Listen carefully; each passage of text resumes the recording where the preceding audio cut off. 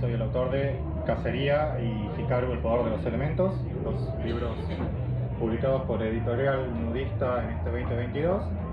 Me acompaña Priscila Gil, escritora y gestora y editora de Tucumán, para poder hablar de una de estas obras. Yo después voy a contar sobre la segunda.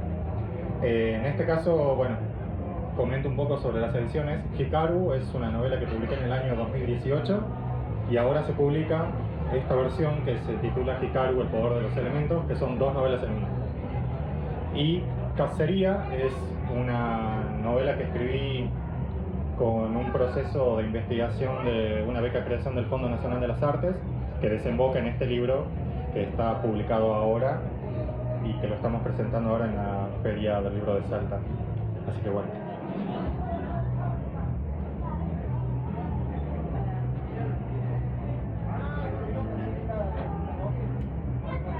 Hola, ahí está, no se prendía. Bueno, ¿cómo estás, Mario? Bien, gracias. Bueno, también podemos charlar después de Hikaru. Yo también he leído la novela, pero bueno, la novela que he leído más recientemente es la última, Cacería. Voy a hacerte algunas preguntas que no son solo preguntas, son comentarios o por ahí zonas o pasajes de texto que a mí me han interesado como para que charlemos. Si a alguien le interesa hacer algún comentario o plantear algo mientras vamos conversando, bueno, los invitamos, bienvenido sea. Bueno, a ver, voy a usar el celu. Yo tenía acá algunos apuntes. Primero hablar como de la puerta de entrada más visible, el título, que es Cacería, y bueno, comentarte y preguntarte. La cacería implica un poco la noción de persecución. Y la persecución en sí significa que asumimos que así como perseguimos, podemos ser perseguidos, una suerte ahí como de cadena, de ciclo, no solo en cuanto a lo trófico, es decir, esta idea de alimentarse de un otro y alimentar a otro, sino también la cuestión de lo tortuoso, lo que se repite. Entonces un poco eso, ¿no? ¿Qué pasa con ese título? ¿Qué significa? ¿Qué cosas te sugiere esto? Porque bueno, es muy recurrente la idea de que hay algo que se esconde detrás. Bueno, eso, sobre el título. No sé si podés decirnos algo al respecto. Bueno, va a ser, como dije, preguntas y comentarios, ¿no? Cacería al principio era una especie de obra de teatro que tenía elementos audiovisuales y digitales. No era una obra de teatro pensada para hacerse en vivo, para representarse en carne y hueso, pero me gustaba la idea del formato de guión, que es algo que en Hikaru también está. Sí.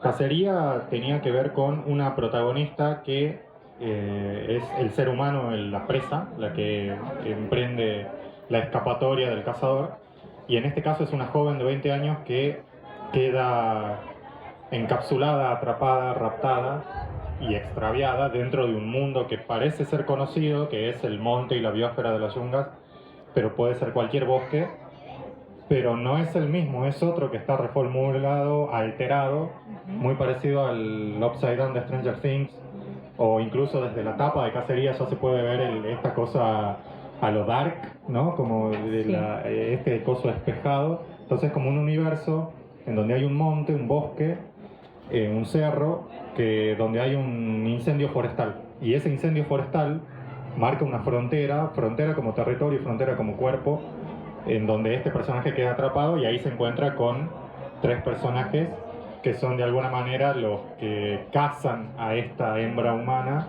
y la retienen en ese mundo extraño que parece ser conocido y habitual, natural, selvático, pero es un mundo extraño, sobrenatural.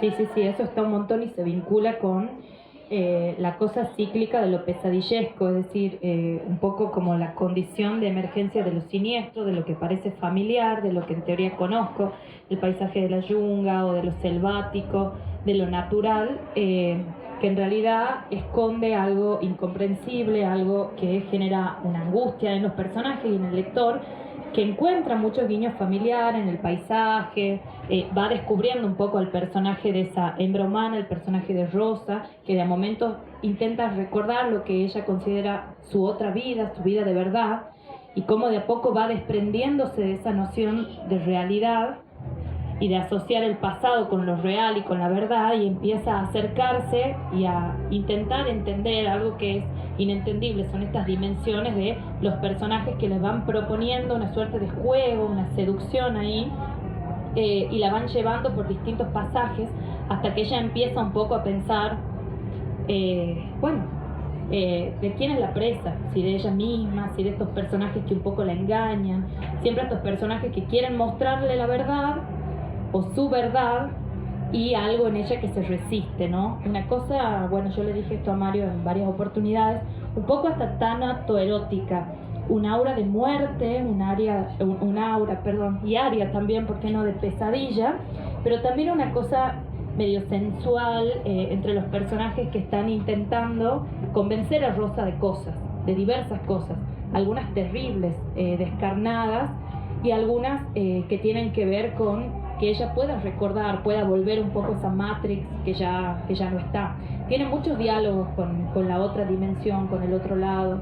Vos recién decías esto del humo, que aparece también en otras obras tuyas, en las narrativas, pero también en los poemas.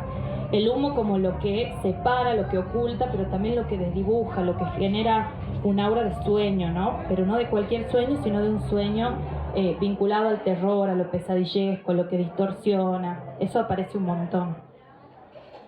Bueno, no sé si querés hay decir algo. uno de los parlamentos del libro en el que el personaje de Rosa, que es la protagonista, menciona y hace una alusión todo el tiempo a ese mundo que ya quedó atrás, donde están mis hermanas y mis hermanos, donde están mis madres y mis padres, y que están llorando mi desaparición. O sea, ella sabe que no está en el mundo que nosotros podemos conceptualizar como real, pero en ese mundo innatural o sobrenatural, donde juega mucho el simbolismo de lo satánico y de lo bestial, son todos elementos del paisaje. No es un paisaje bucólico que trata de ser bello, pero es catastróficamente bello también. El tema del fuego, del humo, del río.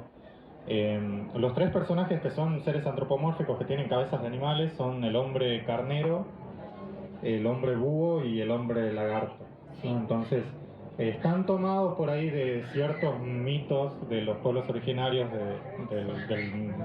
del norte del Bermejo, donde yo vivo, pero no se trata ni de un homenaje a las comunidades, ni tampoco de una reversión. Es más que nada la figura, me interesaba la figura, como que sean seres medio civilíticos, que son muy oscuros y que tienen como una vestimenta hecha con harapos y que son como oscuros. Sí, con verdades también que el personaje intenta razonar desde esta lógica de en el otro lado, en mi mundo, alguien me espera, alguien me busca, respondo a ciertas reglas que ahí están desdibujadas. Tiene que ver con la mitología de los pueblos originarios, pero también con animales que son hasta chamánicos en general, como guías espirituales, incluso en una espiritualidad siniestra, satánica, ocultista. El hombre carnero, que es claramente un guiño ahí a lo satánico, a lo demoníaco, que tiene unos cuernos.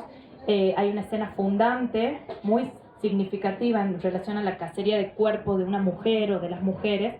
Bueno, no quiero spoilear, ¿me dejas que spoileo? Sí, no, en realidad creo que no hay manera de explicarlo. Es que sí, esa escena a mí me ha impactado, me pareció muy tanatoerótica. Es el personaje de Rosa que es abusado por el hombre carnero que intenta embarazarla para generar una estirpe de seres extraños, de seres antropomórficos, pero también con esta cosa de seres superiores dentro de esa geografía de la selva, de lo que se come al otro, de lo que intenta imponerse por sobre los otros cuerpos.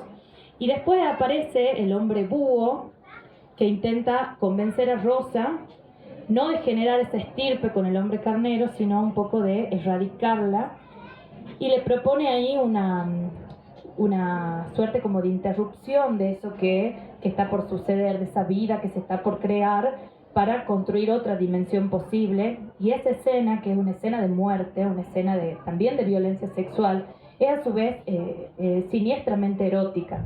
El texto tiene esas rarezas, trabaja con, recién decíamos, no tiene las reglas de un paisaje claro, puede ser un paisaje común a muchos lugares, no solo del país, sino de Latinoamérica, del mundo.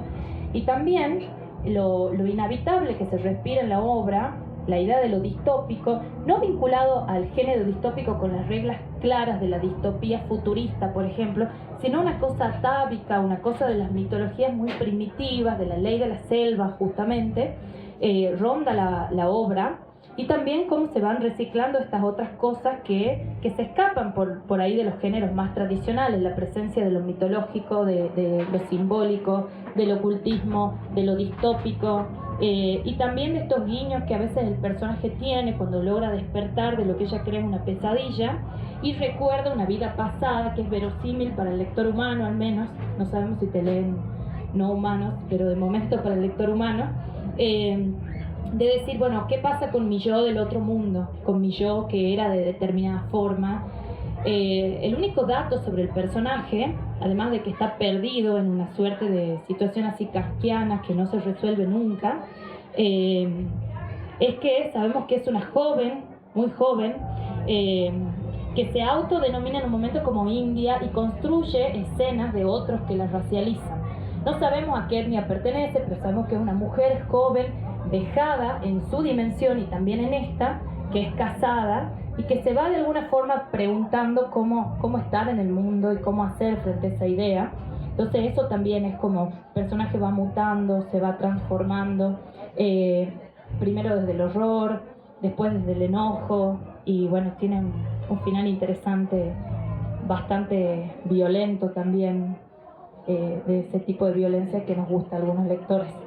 Yo le decía que tiene diálogos con distopías muy extrañas de la literatura argentina, no las más tradicionales, Cadáver Exquisito de Agustina Bastarrica, Kentucky, algunos textos de, no sé, de Eve Ward que son futuristas, sino que tiene una distopía primitiva, la distopía de la ley de la selva, la distopía de lo oculto, porque lo oculto fascina en el sentido de que no entendemos bien las reglas. Sabemos que hay reglas hechas por otros, nunca por nosotros mismos, y nos fascina porque nos excluye. Eso es lo que le pasa al personaje de Rosa. Se busca en un mundo que no entiende, que se le presenta como oculto, y que como todo ocultismo va dejando signos, los animales humanos estos que la pretenden, que la seducen, que la comen, y bueno, ella se va ahí preguntando un poco dónde está, quién es.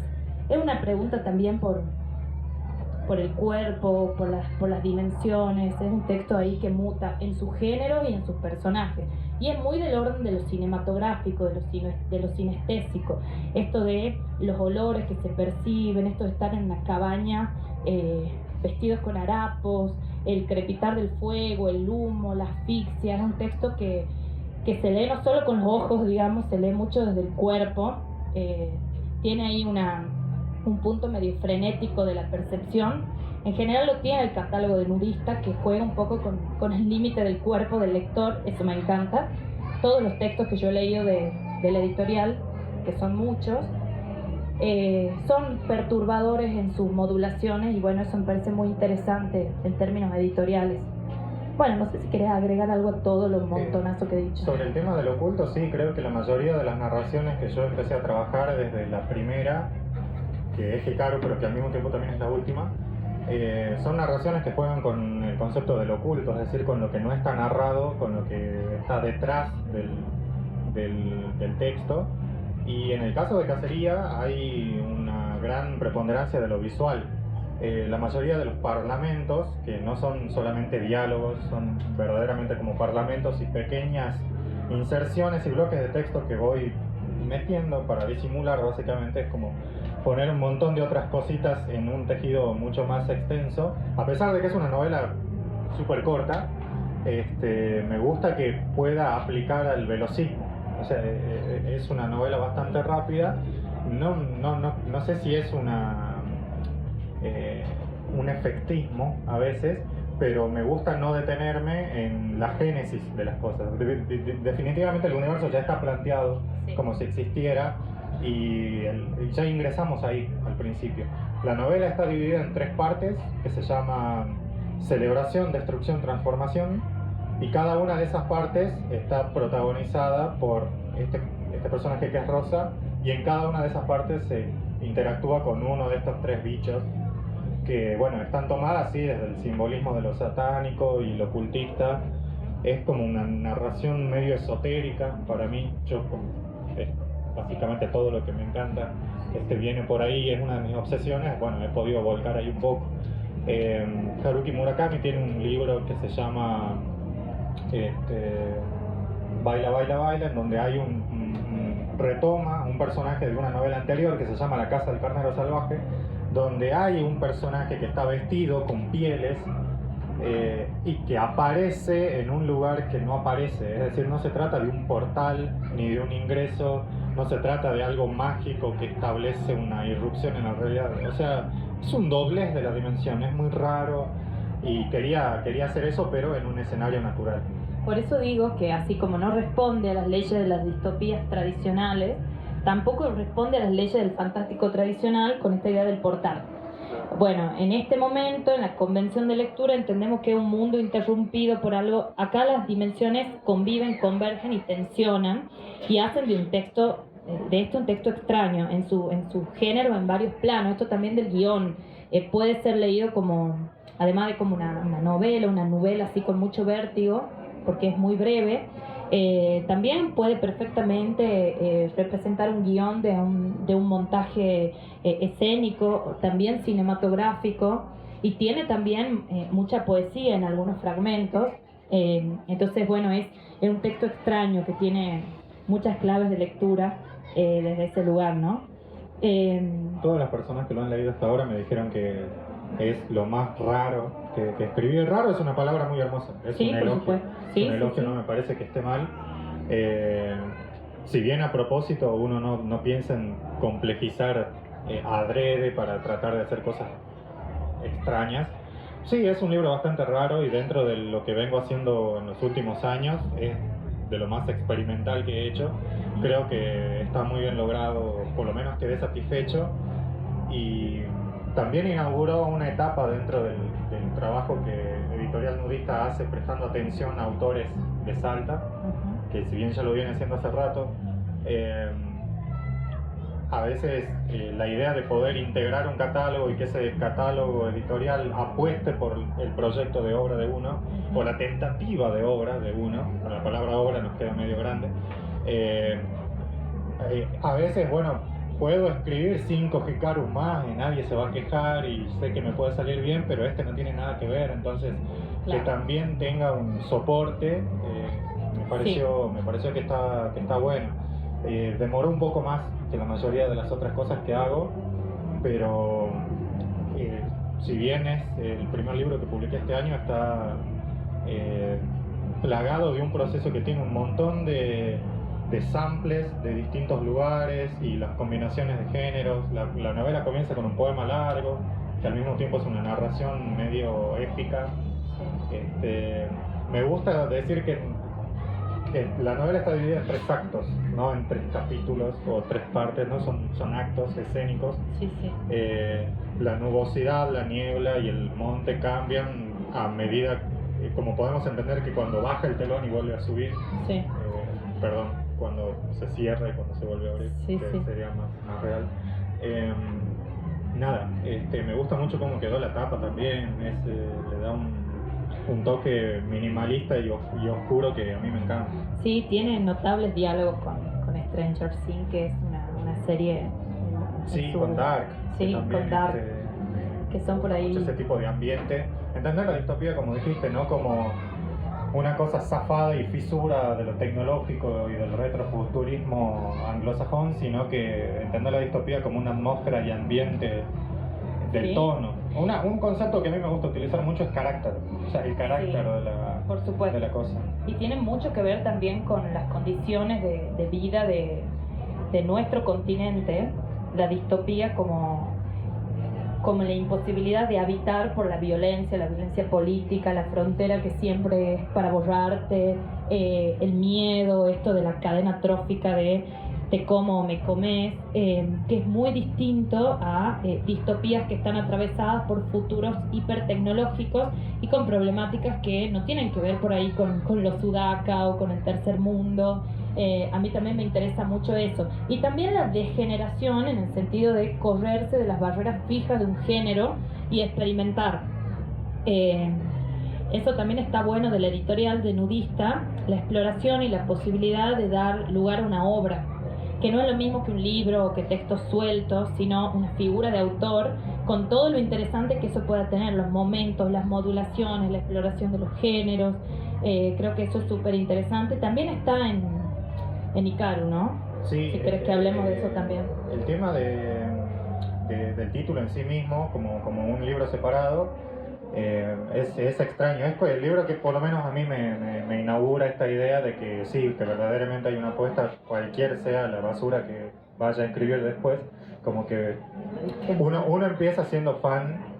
Hay muchas cosas de Claudio Rojo Sesca o Chesca y cosas de Bob Chow, en donde donde también veo una cuestión lisérgica y la creación de mundos posibles, ¿no? Pero siempre a través de una pequeña raigambre que es reconocible, como en Fabio Martínez o Daniel Medina, que pueden hablar sobre cierto lugar y yo necesito también hablar de ese lugar, pero sin decir cuál es. Sí. Eso es de alguna manera algo que creo que Necrópolis también ya está, ¿no? Es una forma que tengo de facilitarme a mí mismo el contar las cosas. Si no, voy a desconfiar de tener algo que contar. Leo un pedacito y después vamos con Carlos.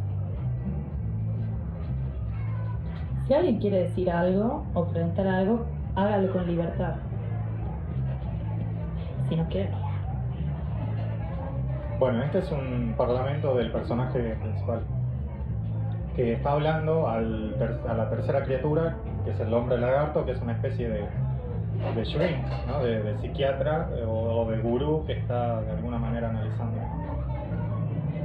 Le pregunta si alguna vez sintió algo que pueda considerarse la paz absoluta. Una vez, cuando era más chica, sentí algo parecido a una paz absoluta. Estaba sentada en unas gradas junto a una cancha de fútbol de una escuela rural. Mis padres me habían dicho que estudiara, que fuera a la escuela, que solo así nos iban a respetar algún día. No la pasaba bien ahí. Era obvio que yo era la única india con las patas sucias en ese lugar, así que me escapaba de clases para ir a la cancha de fútbol. Ahí casi nunca había nadie. Entonces, vi un grupo de chicas de 15 o 16 años que jugaban a la pelota y se repartían patadas.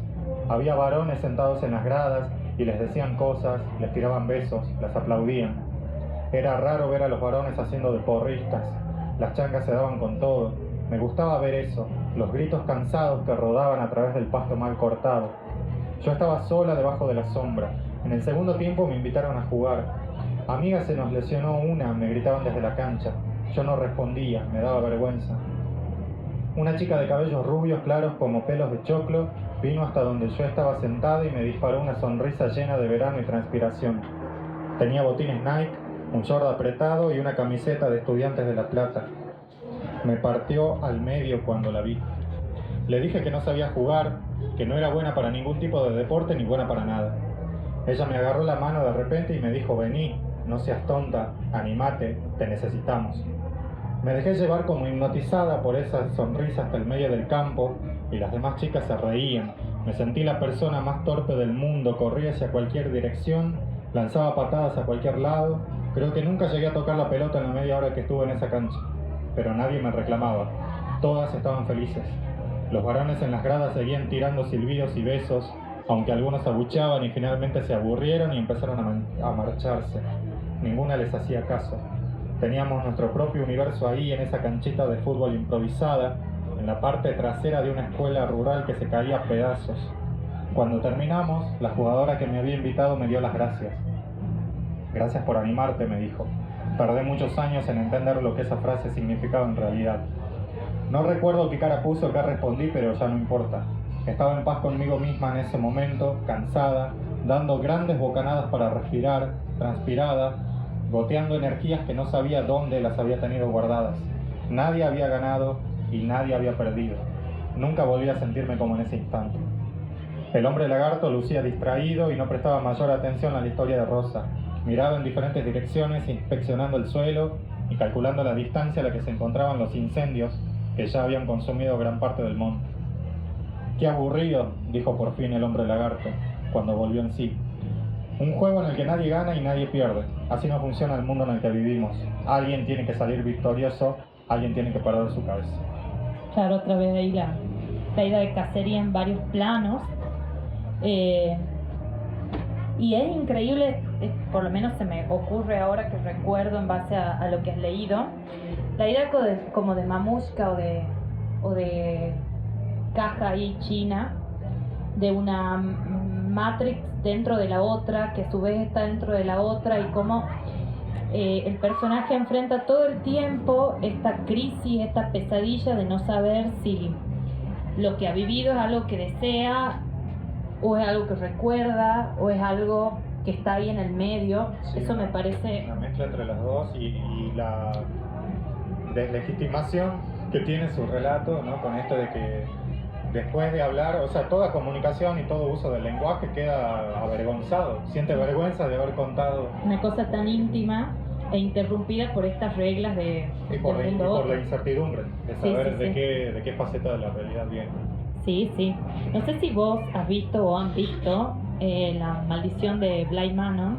Siempre estoy hablando de Mike Flanagan en algún momento de mi día. Pero cuando hay un personaje, el personaje como de la ama de llaves, tiene que recordar algo terrible, lo que tiene que recordar, ella no sabe qué es, pero constantemente hay simulaciones en donde uno de los personajes le dice no es eso, vamos de nuevo. Esta cosa de llevar al personaje a su propia revelación, a una epifanía que a menudo es de muerte, porque las epifanías tienen ese valor, esa suerte de rayo, de un antes y un después. Tiene que ver con algo que yo le dije a Mario, de los personajes la persuaden y la seducen para comer, en un sentido literal pero también metafórico, y ella va haciendo una conversión de eso y va un poco aprendiendo a dejar de preguntarle a ese universo si es real o no, y empezar a hacerle otras preguntas que tienen que ver más con, no con lo que se supone que se es, sino con lo que se está haciendo en ese momento, que es muy apocalíptico también. Cuando las cosas fatales suceden, nadie está preparado para eso y se descubren formas a veces muy filosas, muy nuevas, muy distintas. Me parece que eso es muy potente en el personaje de Rosa y lo que le pasa al final. Sí, el capítulo final es también una suerte de alocución que hace un solo personaje. Yo trato de no dialogar mucho, de no hacer dialogar mucho a los personajes, porque es lo más difícil a la hora de narrar, pero en este caso son un montón de historias en primera persona que van completando un rompecabezas. Incluso las mismas criaturas tienen una historia personal de origen, pero nunca aparece la génesis. Es como que prevalece el aura del misterio. Sí, es como que también eso es interesante. No hay una cosa cómoda o generosa de explicar, sino que hay un universo dado, porque la explicación también responde a las categorías de entendimiento de lo real versus lo otro. Y en este caso no existe esa división, conviven ahí de una forma tensa, y bueno, eso genera una incertidumbre y una asfixia ahí bien interesante, con una cadencia muy teatral. Sí, coincido en que perfectamente es un guión de teatro, además de una novela. En algún lugar del disco rígido tengo guardada la versión que pone acto 1, acto 2, escena 1, escena 2 y las partes en cursiva que son las indicaciones para el intérprete, pero como dije, no pensado para que se lo haga en un escenario posta, sino porque me gusta el formato. Creo que en el formato teatral, en el formato de guión, es donde verdaderamente son indicaciones y parlamentos, no hay nada más. O sea, desaparezco. El narrador no tiene por qué andar diciendo, bueno, yo voy a explicar de tal manera cómo es la historia, y no, es aburridísimo. Prefiero que prevalezca esa fusión entre la duda y la certeza, y que siempre esté puesto en discusión, porque no hay nada más aburrido que explicar. Y sobre el tema del apocalipsis, bueno, ya está retomado en el otro también. Está en Tu fuerza primitiva, que es tu reunión de poemas con Gerania. Sí, hay una presencia del apocalipsis en muchas obras. Probablemente lo siga tocando todavía. Sí. El caso de Hikaru es un poquitito más complejo, no porque el libro sea una obra complicada, sino porque el recorrido que ha hecho hasta el momento Para mí fue muy entretenido. Comenzamos en el 2018 con una novela que se llama Hikaru, que trata sobre una niña de 10 años que quiere conocer a su padre durante las vacaciones de invierno, entonces tiene muy poco tiempo para conocerlo. El chabón en su momento no se hizo cargo de la criatura, acepta conocerla, y durante los pequeños diálogos que tienen este padre con esta hija, lo único que logran tener en común, algo a lo que el personaje del padre se hace fanático, es un anime de culto de los años 80 que se llama Hikaru, el poder de los elementos, que es esta novela. Esta es la novela que salió en el 2018. Tiene 28 capítulos. Cuando saqué esta novela tuve que enfrentarme, y era la primera vez que publicaba narrativa, tuve que enfrentarme a todas las lecturas y las exigencias que la gente te hace porque no les gusta el final que uno... O sea, si bien las interpretaciones son infinitas y las posibilidades de lectura a la que está sujeto un texto son infinitas, me gusta que haya muy poca probabilidad de especulación. Entonces, la obra es así como está y así se queda. Pero esta onda de quiero saber cómo sigue, cuándo viene la segunda parte, tuve que googlear el anime para verlo y me di cuenta de que no existía y no, es mentira, ¿no? Entonces, en vez de jugar a las segundas partes y de hacer Duende tomo 20 y seguir robando con lo mismo, yo preferí ir hacia el otro lado, que es hacia atrás. Hice una especie de libro precuela en donde el protagonista de la historia es justamente el anime. Y esa es la novela que publicamos ahora, que se llama El poder de los elementos, que incluye la historia del guionista del anime, que es una desgrabación de audios, la lista de capítulos y el guión de los capítulos, que está en formato guión con la fuente, que ha sido un trabajo hermoso de edición que hizo la editorial. Los dos libros, El poder de los elementos y Cacería, son proyectos de escritura que realicé con becas creación del FNA, que básicamente es tiempo que te dan para poder escribir y reformular algunas cosas de esta idea de mezclar formatos, de mezclar narraciones, esta idea de que podemos hacer un spin-off de todo. Y no tenía sentido publicarlo como libro separado, no solamente porque pertenece al mismo universo, sino porque lo actualiza. Hikaru al principio tenía otra tapa, Editorial Nudista tiene como el leitmotiv donde el autor aparece en la tapa, es como una especie de afiche de película. Y como a mí no me gustan las cámaras, pedí que lo cambiemos a la tapa, que hubo una edición especial de Hikaru con esta tapa, que es un fotograma de Akira, de Katsuhiro Otomo, el primer OVA de la historia. Y ahora el proyecto completo, el Hikaru definitivo, digamos, porque así se dice en la cultura del cómic, de la novela gráfica y del manga, el Hikaru definitivo, que tiene esta nueva edición, que ya bueno, son casi 200 páginas, junto con el libro de Gerania, que compendia 5 libros de poemas, es lo más largo que publiqué. No porque la obra y un libro tenga que analizarse por extensión de páginas, sino porque suelo dedicarme a proyectos un poco más microscópicos, minimalistas, que tienen un peso y un sostén que no tiene que ver con esta idea muy yankee, ¿no?, de que las novelas son novelas. Ricardo Piglia siempre decía que él se leía novelas de 600, 700 páginas y que cuando las terminaba la única sensación que le quedaba era decir, che, qué buen cuento de 8 páginas se podría haber hecho con todo esto. Y es exactamente lo que yo hago. De 10 palabras es probable que borre 8. Entonces queda así. Pero después de 5 años de laburo, bueno, quedó esto. Y al contrario de lo que podría ser lo mercantil, que primero aparece el Hikaru del 2018 y el nuevo después, es al revés, porque está en el tiempo que plantea el universo de la cosa. De esta manera cumplo con la idea de muchas personas que iban a Google y buscaban un anime que no existe, que está buenísimo, bueno, es como un logro que uno tiene.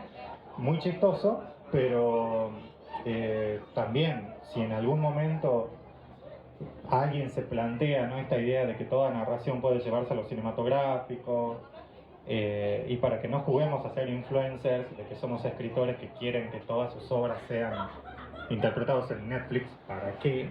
Es mejor hacerlo en el papel y que quede impreso, y nada, creo que el resultado final es este, más que suficiente. Fueron muchos años de seguir apostando a un proyecto de obra, a un proyecto de libro, que bueno, sí o sí tenía que aparecer ahora. Así que... Sí, también desandar la lectura de lo meramente comercial o de el facilismo de la lectura. Y también esto que es muy importante, que la ficción no le debe nada a la realidad. No hay que explicar, no hay que... Lo mismo que Cacería, ¿no? De si es o no en la biosfera de la Yunga de Salta, no, si pasa aquí o no, de qué etnia es, por qué el tema del exotismo. Más importante y más interesante que preguntarnos cómo opera la realidad en la ficción es preguntarnos cómo opera la ficción en la realidad. Entonces, es el planteo, es una de las cosas que trato de hacer. La otra cosa que trato de hacer es no aburrirme. Entonces no voy a estarme repitiendo a mí mismo, y creo que una vez que veo desde la primera novela, que ya no está obviamente, porque se acabó, ¿por qué seguir repitiendo, ¿no?, como si se tratara de un paquete de papas fritas, sino hacer algo mucho mejor, más grosso y con más correcciones, con más revisión, que al final son frutos de lecturas más que de invenciones. La contratapa de Hikaru son citas eh, de medios periodísticos, de periodismo cultural, porque son lecturas. Entonces, esta cosa, ¿no?, que uno piensa que las contratapas son propagandas o no, citas de autoridad que te venden, para mí son lecturas. Sí. Y bueno, una que me gusta mucho es una que hizo Daniel Medina para La Gaceta, que dice: no hay ninguna palabra de más, cada palabra está pensada. Bueno, eso es lo mejor. No hay desperdicio de espacio, no hay ningún tipo de subestimación al lector, ¿no?, de que uno está sobre un ágora de piedra narrando. Son cositas mínimas que tienen una cadencia, que está bueno para leerse en voz alta. Hay gente que lo ha llevado a la escuela, no es el propósito con el que uno se pone a escribir, es un compromiso ser leído como una lectura asignada, pero siempre me gusta saber cuáles son las lecturas que se pueden producir. Yo aprendo de ahí. Sí, sí, por supuesto. Bueno, dijimos un montón, no sé si querés contarnos algo más o alguien quiere hacer en el caso de Hikaru no puedo hablar nada. No se me ocurre qué parte, porque es este tipo de cosas que... Hay libros de poemas que yo a veces veo las notas que salen y te ponen una muestra, 2, 3 poemas del libro para ver si lo compras o no. Y no se puede, hay libros que tienen que ser leídos de principio a final.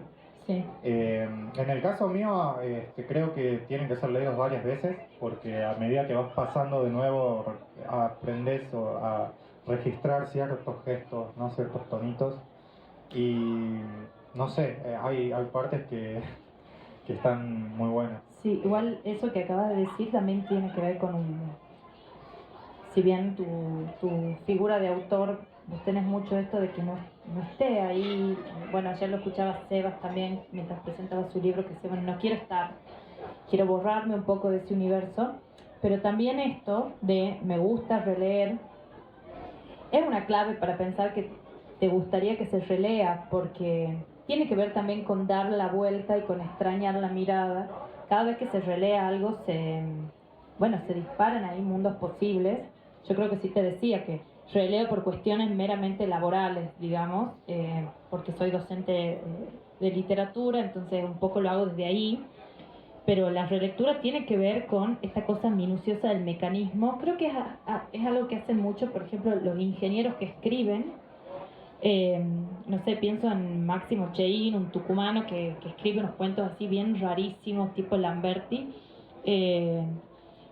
Sí, raro en el sentido de Ángel Rama, el raro como un género y un texto con una vida propia, con una respiración propia, que huye a las categorías de lectura. Eso es lo que yo entiendo como raro, y por eso me interesa lo raro, no como pose, sino como algo que resulta de un proceso y no que está a priori del proceso, que es lo que decía Mario, o sea, no escribir algo para el fin de generar, sino escribirlo porque sí, porque lo quise escribir y eso generó ese efecto, ese resultante.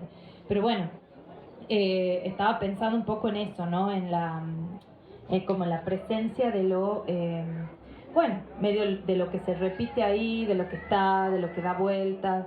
Igual yo tenía una idea al principio y bueno, se fue, es como el Pac-Man, ¿han visto la idea? Que te come la idea de atrás para adelante y te la deja a la mitad. Pero bueno, igual ya dijimos un montón, no me acuerdo que iba a preguntarte, comentarte, pero no sé si alguien más quiere decir algo y si no, si te parece, podemos cerrar. Sí, los dos libros están en el stand de Nudista, que está para aquella parte. Hay otros libros que son novedad de este año, que por lo general son novelas de Pablo Farrés, que ya son este tipo de proyectos narrativos, como dijimos, intentando una especie de magnum opus que es tremendo.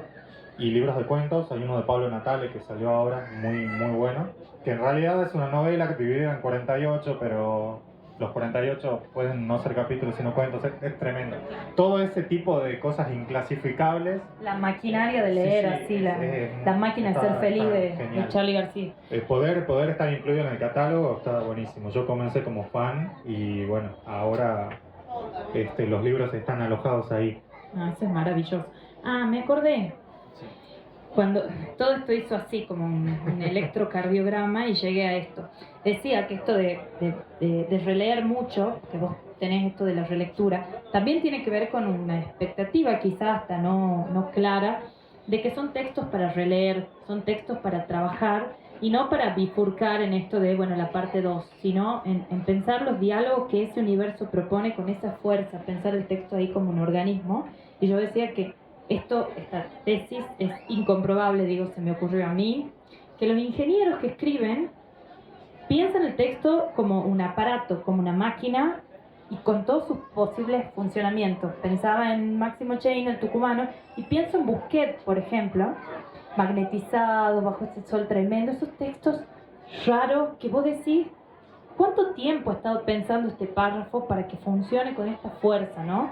Seguramente tiene que ver con el proceso de edición de una relectura para lograr este tipo de proyectos literarios que son bien interesantes, que tienen modulaciones muy distintas, pero a la vez cuando vos lees textos de nudistas vas entendiendo un poco lo que sería, cómo hay una estructura común, iba a decir una cosa ñoña, pero no diré. Bueno, una estructura de sentimiento, iba a decir, una cosa ahí entre cosas en común, una palpitación común en todos los textos con sus singularidades, que son muchas, ¿no? Cada texto tiene su singularidad. Bueno, yo soy medio fan de Nudista, entonces era también una forma de recuperar la editorial que está apoyando este tipo de propuestas. Así que bueno, compren Cacería y compren Ikaru, El poder de los elementos. Tu fuerza primitiva también está muy bien, se le pueden comprar a Gerania, que está allá adelante. Y Queridos Terrícolas, en Cala Ediciones, de Capallato. Bueno. Que esa es una novela de ciencia ficción. Hikaru también ya tiene algo de ciencia ficción desde el punto de vista del anime.